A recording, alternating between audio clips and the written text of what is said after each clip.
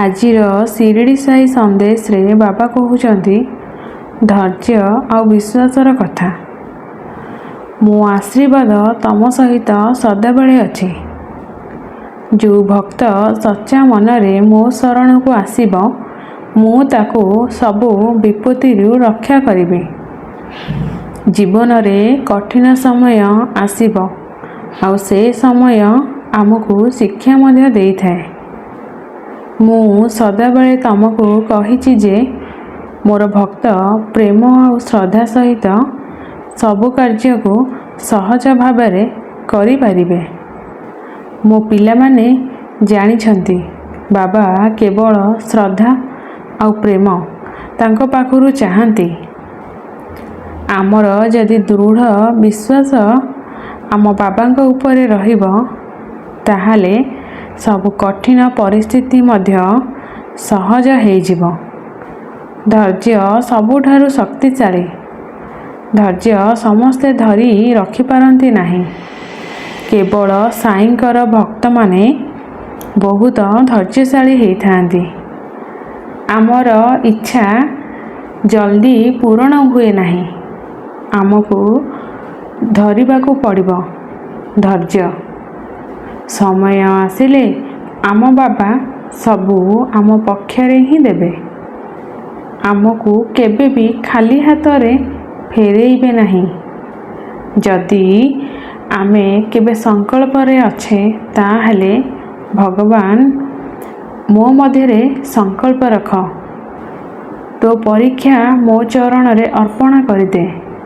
ସଚ୍ଚା ମନରେ ମୋର ଯିଏ ଶରଣ ନିଏ, ମୁଁ ତାର ସବୁ ଦୁଃଖ ହରଣ କରିନିଏ। ବାବାଙ୍କର ଏହି ପଦେ କଥା। ଶ୍ରଦ୍ଧାରେ ମାନେ ଖାଲି ପୂଜା ନୁହେଁ। ଶ୍ରଦ୍ଧାର ମାନେ ନିଜ ଇଚ୍ଛାକୁ ଭଗବାନଙ୍କ ଇଚ୍ଛା ଅନୁସାରେ ବଞ୍ଚିବା। ଯଦି ଶ୍ରଦ୍ଧାର ସହିତ ଆମେ କୌଣସି କାମ କରିବା, ତାହେଲେ କୌଣସି ବିପତ୍ତି ଆମକୁ ଟାଳି ପାରିବ ନାହିଁ। ଭଗବାନଙ୍କ ପାଖରେ ବିଶ୍ୱାସ ରଖିଲେ ଆମକୁ ଶାନ୍ତି ମିଳିବ। ତମ ଜୀବନରେ ଯାହା ଦୁଃଖ ସୁଖ ଆସୁଛି, ସବୁ ଭଗବାନଙ୍କର ଯୋଜନା। ତମର କିଛି ବି ଯୋଗଦାନ ନାହିଁ ସେଥିରେ। ସବୁ ସଙ୍କଟ ଗୋଟେ ମୁହୂର୍ତ୍ତ, ଆଉ ସେ ମୁହୂର୍ତ୍ତ ଆମକୁ ଗୋଟେ ନୂଆ ଶିକ୍ଷା ଦେଇଥାଏ। ସବୁ ସଙ୍କଟ ଆଉ ସମସ୍ୟା ସମୟରେ ଯଦି ଧୈର୍ଯ୍ୟ ରଖିବା, ତାହେଲେ ଆମେ ସବୁ ବିପତ୍ତିର ସାମ୍ନା କରିପାରିବା। ଯଦି ଆମେ ଧୈର୍ଯ୍ୟ ନ ରଖିବା, ତାହେଲେ ତାହାର ପରିଣାମ ଆମକୁ ଓଲଟା ମିଳିବ। କିନ୍ତୁ ଧୈର୍ଯ୍ୟ ଧରିବା ପରେ ଯେଉଁ ଫଳ ମିଳେ, ତାହା ବହୁତ ମିଠା ହେଇଥାଏ। ପ୍ରକୃତ ଧୈର୍ଯ୍ୟଧାରୀ ସେମାନେ, ଯେଉଁମାନେ ଭାବନ୍ତି କି ଯାହା ହେଉଛି ତାହା ମୋର ଭଲ ପାଇଁ ହେଉଛି। ତମେ ମୋ ପ୍ରତି ଧୈର୍ଯ୍ୟ ଆଉ ଶ୍ରଦ୍ଧା ରଖ। ତମ ସଚ୍ଚା ପ୍ରେମରେ ମୋ ଶରଣ ନିଅ।